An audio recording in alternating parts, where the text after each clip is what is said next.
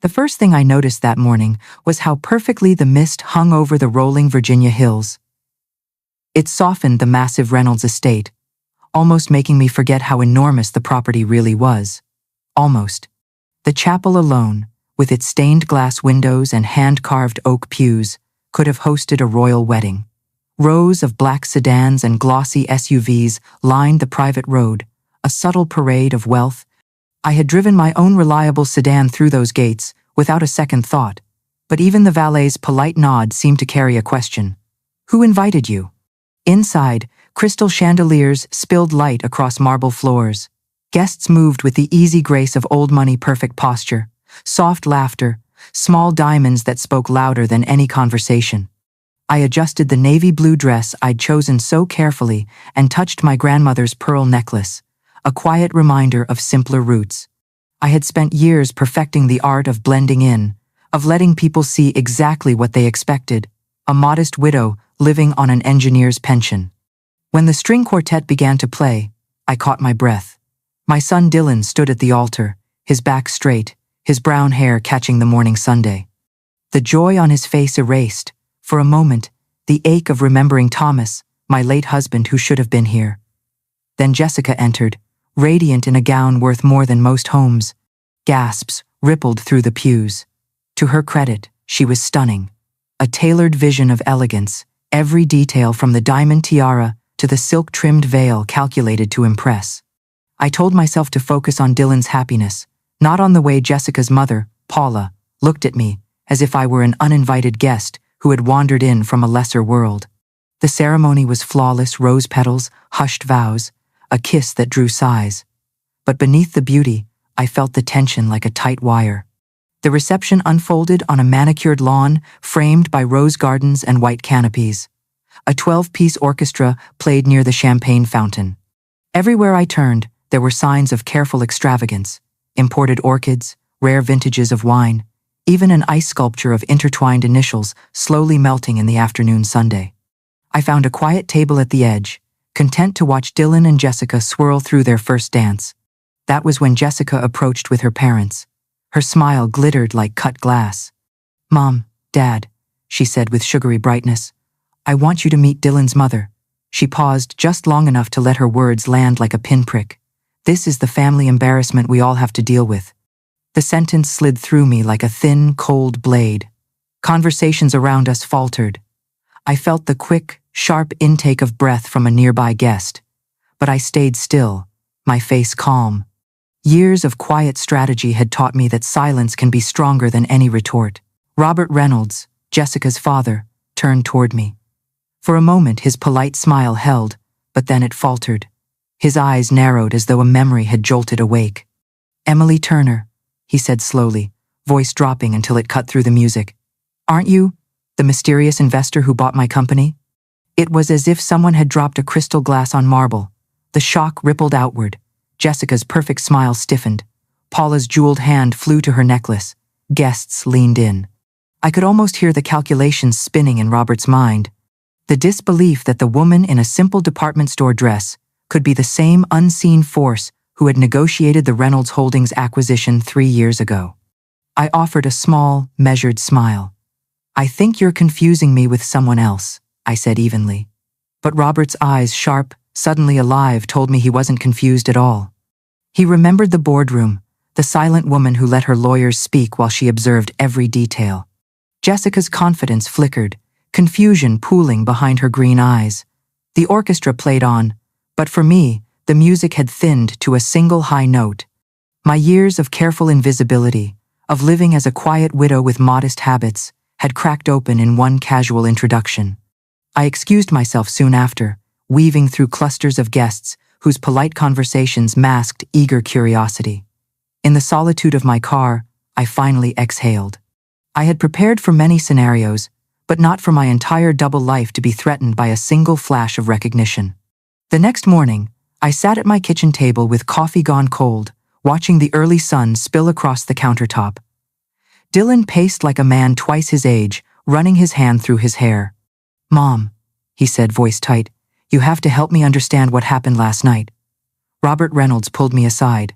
He asked me questions about Dad's patents, about our finances, things I couldn't answer. I watched my son, the boy who once built model rockets in our backyard, struggle to piece together a puzzle he didn't know existed. For 15 years I had shielded him from the truth, letting him believe we lived comfortably but simply.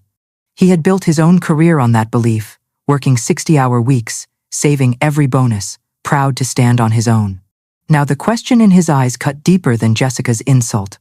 "Mom," Dylan said quietly, "is there something you need to tell me about our family's finances?" I wanted to reach for him, to smooth the crease of worry on his brow, but I knew comfort would have to wait. "Sit down," I said, my voice steadier than I felt. "There are things you deserve to know, things I should have told you long ago." Outside, the neighborhood was waking neighbors, walking dogs, children chasing buses, the ordinary rhythm of lives built on visible truths. I envied their simplicity. My carefully hidden world of silent investments and patient strategy was no longer safe. The curtain had been pulled back, and I could feel the next act of this unexpected drama rushing toward us. I stared at Dylan across the table, my fingers wrapped around a mug of coffee gone cold. For years I had rehearsed this conversation in my mind, but never under the glare of morning light, never with my son looking at me as though a stranger had slipped into his mother's place. "Before I tell you," I began softly, "you need to know this wasn't about deceiving you. It was about protecting you and giving you a chance to build a life on your own terms." He didn't move, only watched me with the steady brown eyes he'd inherited from his father. So I went back to the very beginning. 15 years ago, I said, your dad and I were just two engineers in Austin with a small apartment and bigger dreams. We worked long hours, shared takeout dinners at the drafting table, and talked endlessly about new ways to make things work better. Then, one humid Texas night in 2010, he sketched an idea that changed everything. I could still see Thomas at the kitchen counter, sleeves rolled, eyes bright with discovery. His battery efficiency design looked almost childish in pencil, but the concept saving hours of energy loss in smartphones was revolutionary. We patented it together, filing forms on weekends while Dylan was away at graduate school.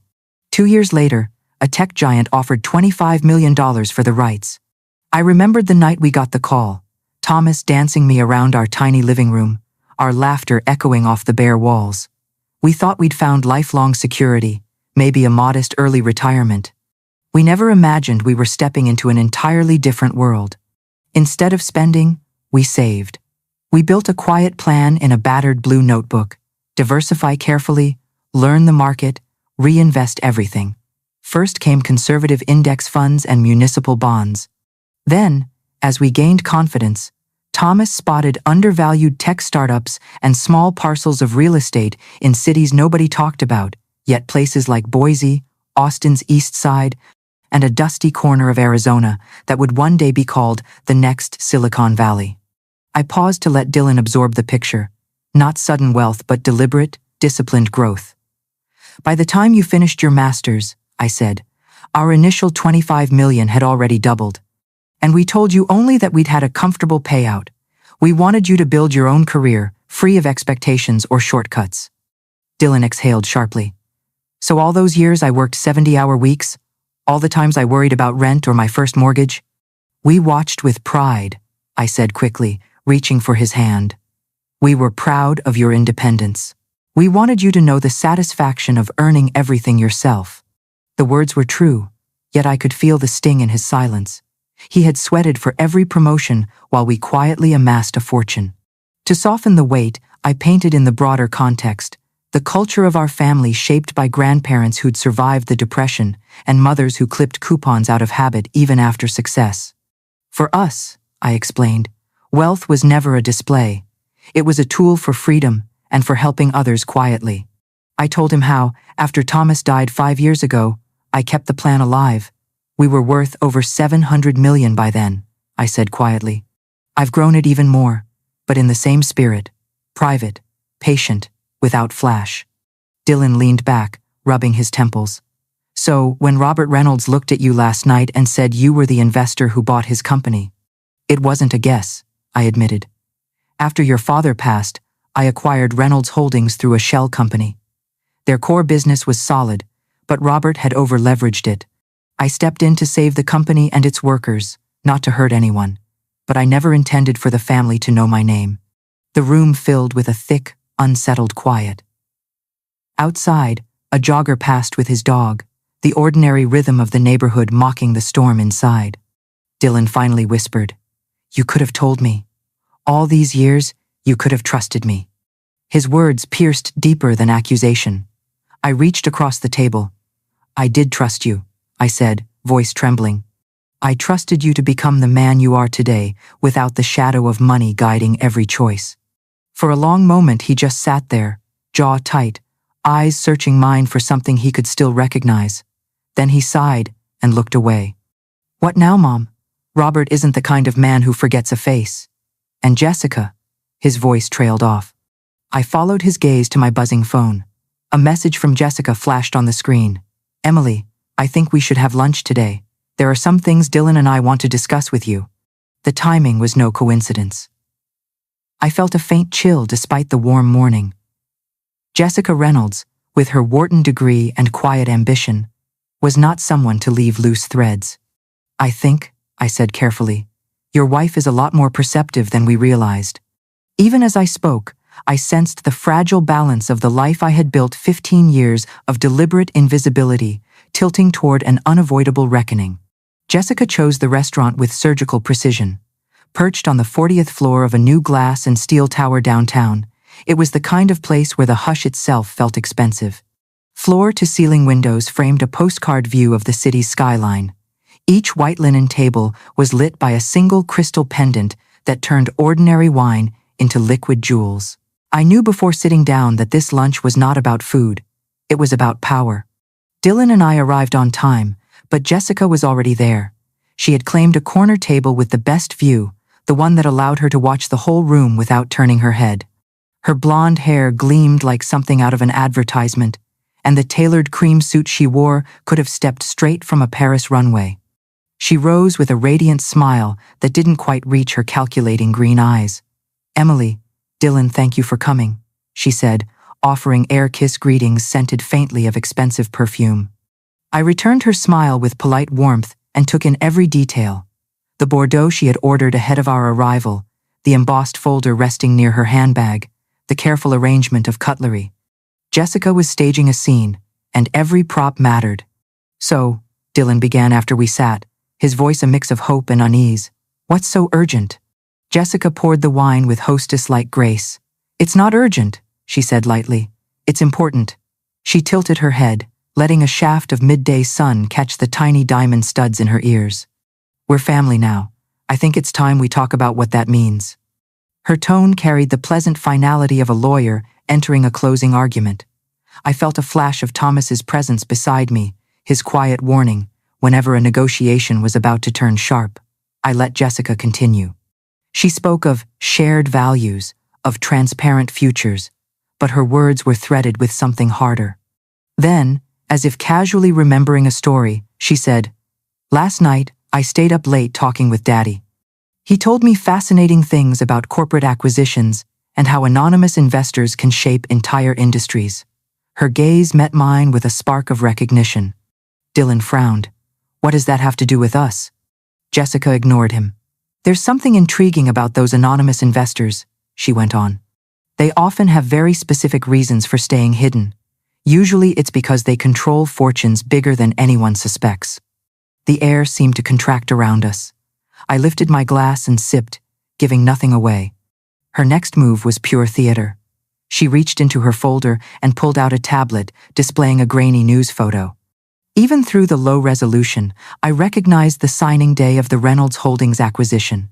A blurred figure in a navy dress standing between lawyers and executives, her face half turned. "Here's the curious thing," Jessica said, sliding the tablet toward Dylan.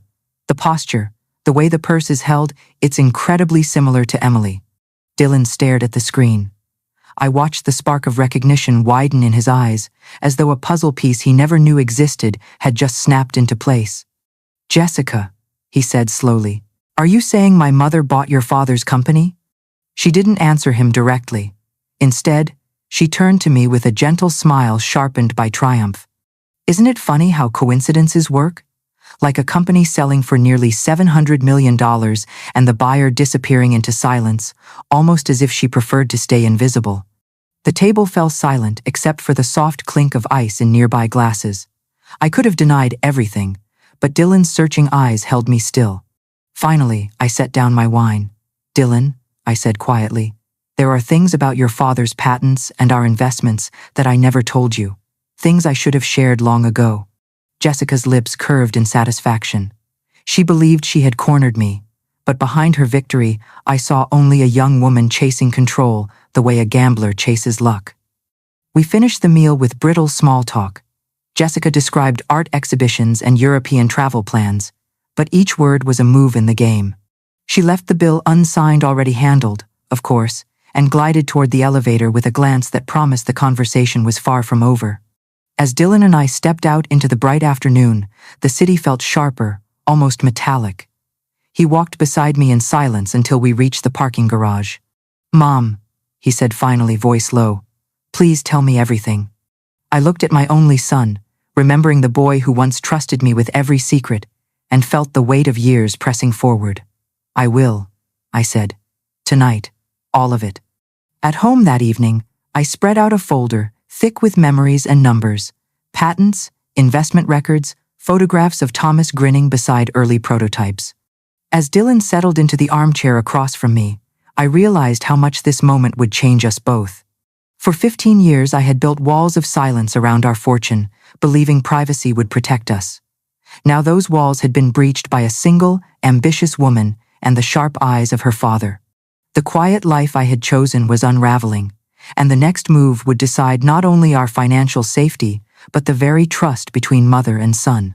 That night, after Dylan left, I sat alone at the dining table, under the soft glow of a single lamp. Around me, neat stacks of folders and a laptop screen cast small islands of light. The house was silent except for the quiet tick of the wall clock, each sound a reminder that the life I had built on secrecy was shifting. Jessica would not stop at an insinuation over lunch. I knew her type: well-educated, determined, and trained to treat every relationship like a potential merger. I called James Sullivan at first light.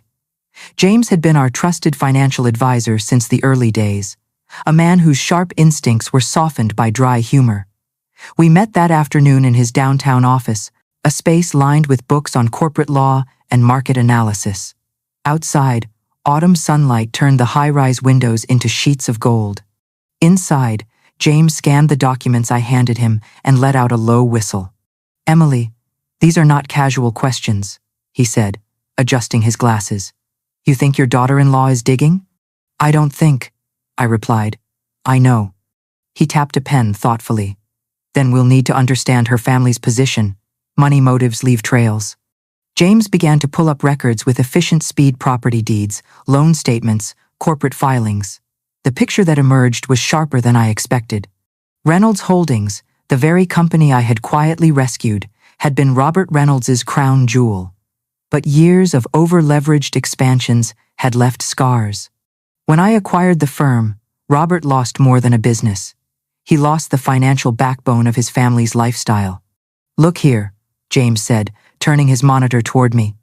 "Their estate is mortgaged to about 80% of its value. Investment accounts nearly drained. Robert's so-called consulting income? It largely comes from contracts arranged through your company's new management. Without that, they'd be in trouble within months." I felt a strange mix of pity and cold resolve. So this was the foundation Jessica stood on, fragile, borrowed, one sharp gust from collapse. James clicked to another file. "She's been busy," he added. "Private investigator payments, inquiries about shell companies, and even consultations with a firm that specializes in trust and inheritance disputes." A small knot tightened in my chest. Jessica wasn't merely curious, she was preparing a case. Back home that evening, I lit a single candle and spread fresh documents across the dining table, legal printouts beside old photographs of Thomas at our first tiny lab bench.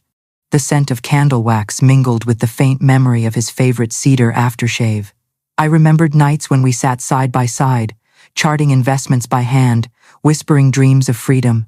That discipline had turned a modest windfall into a private empire. I had sworn to protect it, not only for Dylan, but for the quiet independence Thomas and I believed in. The next morning, Dylan stopped by unannounced. He looked as though he hadn't slept. "Jessica was up past midnight on calls," he said.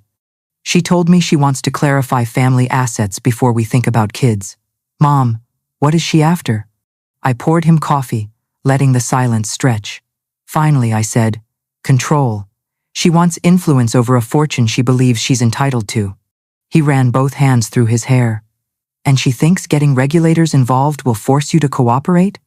I hesitated, then told him what James and I had uncovered about the investigator, the legal consultations, the precarious state of the Reynolds finances. As I spoke, I watched disbelief flicker across his face, then slowly harden into something else: anger. "She planned all of this," he said quietly, "from the beginning." "She may have," I answered, "but we don't fight guesses, we fight facts, and the facts are on our side." That night, long after Dylan left, I sat by the window with a notebook in my lap. Outside, streetlights glowed like patient sentinels. I wrote a single line at the top of the page: "Protect what we built. Protect Dylan." Beneath it, I began to list every asset, every trust, every protective measure still in place. The blue ink letters steadied me. I thought about Thomas, the way he used to say that wealth, if hidden well, was like deep water, still on the surface, powerful beneath. But even deep waters can be stirred if someone is determined enough. Jessica had already sent ripples. I sensed a larger storm coming. As midnight approached, I closed the notebook and felt a calm, deliberate resolve settle over me. For 15 years, invisibility had been my strength. Now the time had come to be visible, but on my own terms. Jessica thought she had started a game of investigation and leverage. She had no idea I had been winning games like this long before she learned how to bluff. Monday's sky was a hard, glassy blue when Dylan and I stepped out of the elevator onto the 20th floor of James Sullivan's office building.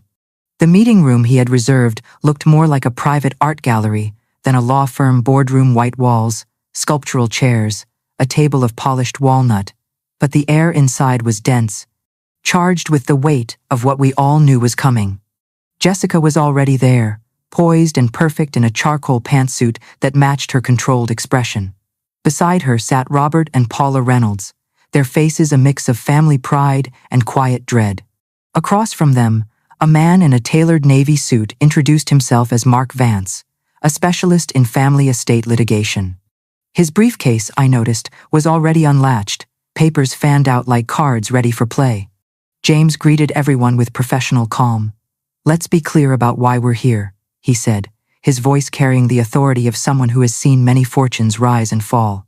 Mark Vance wasted no time. "My client," he began, nodding toward Jessica, "has discovered that Mrs. Emily Turner has been concealing substantial assets while her son and daughter-in-law have been left uninformed. This pattern of deliberate non-disclosure suggests a breach of family trust and potentially of financial ethics." Dylan stiffened beside me, but I laid a hand on his arm. "You may continue," I said to the lawyer, my voice as even as the line of the horizon. Vance leaned forward. "We believe a family financial agreement is required, specifically, a trust to be funded with a significant portion of Mrs. Turner's holdings and managed collectively, ensuring transparency and fairness for all family members." Jessica's gaze flicked to me, cool and expectant. James responded first, his tone measured. "Mrs. Turner's investments are entirely legal and privately held. There is no obligation, legal or moral, for her to cede control of her assets to others." Jessica didn't flinch. "This isn't just about legality," she said. "It's about family responsibility. Dylan deserves honesty. We all deserve clarity about the resources that affect our shared future." I turned to her, my calm sharpened to a blade. "Respect is earned, Jessica. You introduced me as a family embarrassment at your wedding. Then you hired investigators to dig through my private life and filed regulatory complaints to force a disclosure. And now you lecture me about responsibility?" For the first time, Jessica's perfect composure wavered. A quick flush rose along her cheekbones before she steadied herself. "Emily, I only want what's fair. You've shaped our lives with secrets. It's time to create a structure that benefits everyone." Dylan looked between us, the tension in his eyes a silent plea for some path back to normalcy. "Jessica," he said carefully, "what exactly are you asking my mother to do?"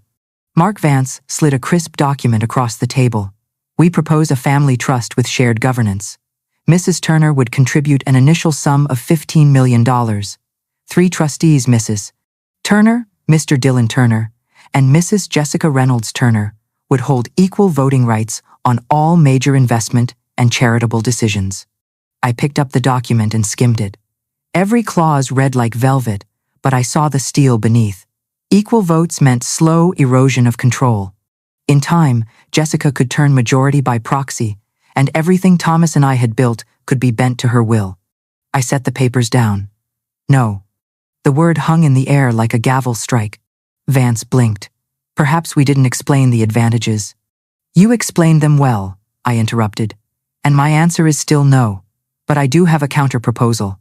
I stood, letting the quiet stretch until even the HVAC hum seemed to pause. "Jessica, you have 72 hours to withdraw every regulatory complaint and cease all investigative activity. In return, I will give you and your parents a one-time settlement, $5 million, cash enough to preserve your current lifestyle without another word from me." A collective intake of breath circled the table. Dylan's eyes widened in disbelief. Paula's fingers tightened on her pearl bracelet. Robert's jaw twitched, a businessman instantly calculating. $5 million? Jessica repeated slowly, as if tasting each syllable. "That's correct," I said evenly. "On the condition that you sign a binding agreement never to contact me or my son again." Vance recovered first. "Mrs. Turner, that sounds less like a settlement and more like—" "A clean break," I finished. "Call it whatever you like. It will be executed legally and irrevocably." Dylan's chair scraped sharply against the wood floor as he stood. "Mom, stop. This isn't a business deal. This is my marriage." I turned to him, gentler now. "Dylan, your marriage became a business deal the moment your wife turned our family into an investigation file." Jessica's face hardened, but she didn't deny it. For a long moment, the only sound was the faint clink of Paula's bracelet and the soft buzz of a phone vibrating somewhere in a handbag. Finally, Jessica spoke. "I need time to think about this." "You have until noon tomorrow," I said. "After that, the offer expires and you will face the full consequences of the complaints you filed." Mark Vance whispered rapidly into Jessica's ear, his legal mind already weighing years of costly litigation against a guaranteed fortune. Robert Reynolds stared at the polished table, perhaps seeing in its deep grain the reflection of every risk he had ever taken and lost. When the meeting ended, Dylan lingered as the others left. He looked at me with a mixture of shock and something darker. Was it admiration or fear? "Mom," he said quietly, "did you just buy my freedom?" I met his gaze without flinching. "No, I just gave you the truth and the choice that comes with it." The next morning, sunlight spilled across my kitchen floor, in calm, perfect squares, an almost startling contrast to the storm that had broken the day before. At exactly 11:47 a.m., James Sullivan called. "It's done," he said simply. Jessica's attorney accepted the offer. "The papers will be signed before evening."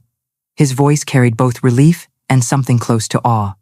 I thanked him and hung up, staring at the phone a long moment. In less than 24 hours, a single deal had redrawn the map of our lives.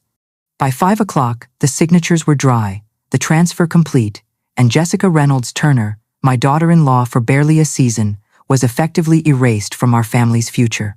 Dylan came over that night. He looked exhausted but strangely lighter, like a man who'd walked through fire and emerged still whole. "She took the money," he said flatly. $5 million to walk away." I poured tea for both of us, the fragrant steam curling between us like a soft truce. "I'm sorry it came to this," I said.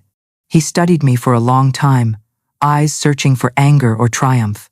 "I married someone I didn't really know," he said finally. "You warned me in your own way.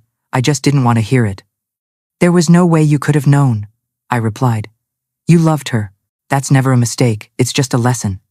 The months that followed unfolded with an unexpected gentleness. Dylan filed for divorce, citing irreconcilable differences. He moved back to his own apartment, kept his job, and quietly rebuilt.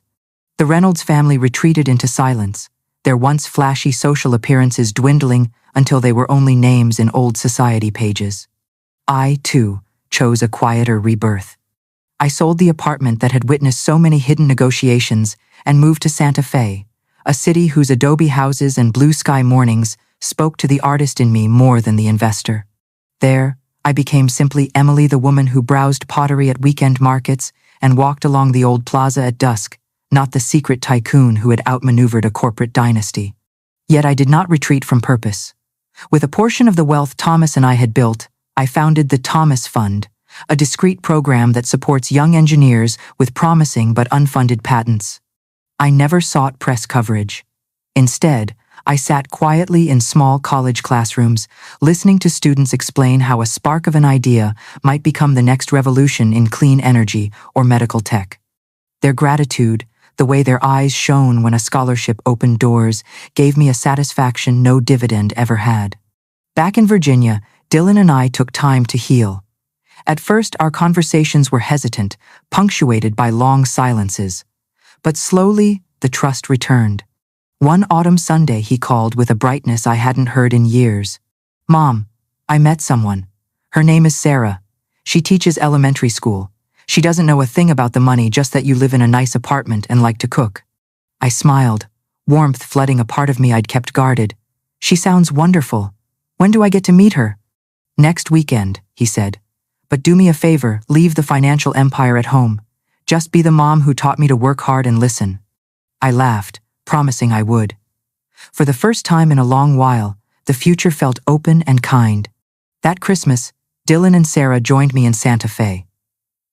We decorated a modest tree, drank spiced cocoa, and sang carols badly, joyfully, until midnight. As we sat around the table lit by a simple string of lights, I felt Thomas's presence as vividly as the candle flames. The house was full of laughter, unburdened by pretense or hidden wealth. Sometimes, when evening settles soft over the desert and the mountains burn pink in the fading sun, I think of Jessica. I wonder if she reinvented herself with the 5 million, perhaps in another city, with another name and another unsuspecting partner. But I let the thought drift away like desert wind. Her choices are no longer my burden. What stays with me is a different truth, that real wealth isn't the number on a bank statement, but the freedom to live authentically. For years, I had hidden behind the idea of invisibility, believing it was safety. I now understand that privacy is not the same as fear. Privacy is choice. I still remember the boy Dylan once was, the child who built model rockets in our backyard, launching them into a sky so wide it seemed to promise every possibility. Today, he is that boy grown tall, steady, kind, unafraid to start over. Watching him laugh with Sarah as they wash dishes in my sunlit kitchen, I feel the quiet triumph of a life reclaimed. If you asked me what victory looks like, I would not show you spreadsheets or investment charts. I would point instead to this moment: a simple dinner, a house filled with genuine laughter, and the knowledge that the people around my table love me for who I am, not for what I own. In the end, Jessica's attempt to unmask me gave me something unexpected: the freedom to live in full light, to choose when and how to be seen. My story began in silence and strategy, but it ends in openness and peace.